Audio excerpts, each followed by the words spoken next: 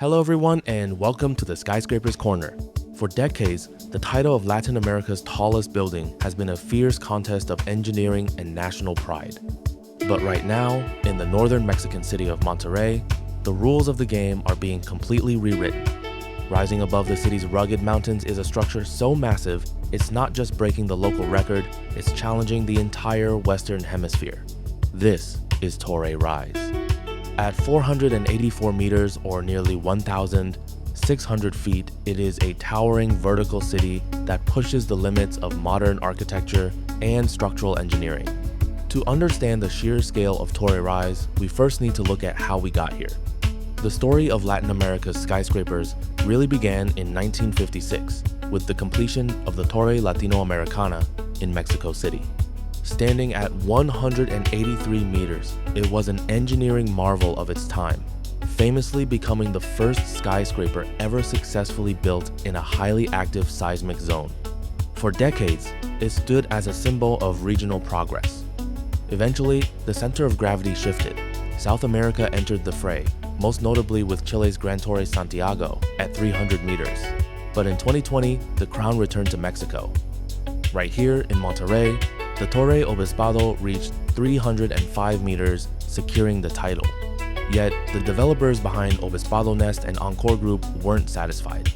They looked at the plot of land right next door and decided to shatter their own record by an astonishing margin. This brings us to the architecture of Torre Rise.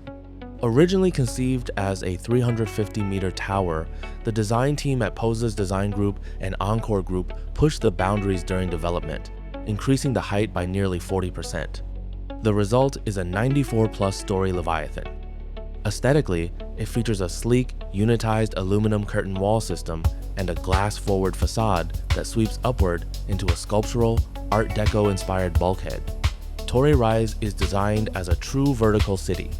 Inside its massive footprint, it houses a luxury hotel, tens of thousands of square meters of office space, over 250 high-end apartments, and retail spaces.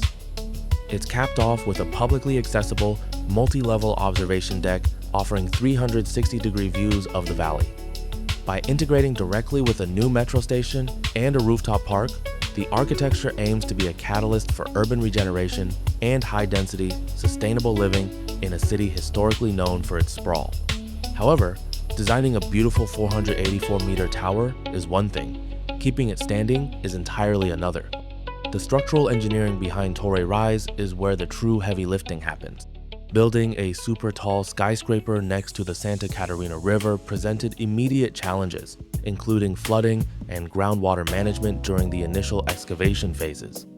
To anchor this colossus, engineers drove 40 massive piles 15 meters deep into the earth.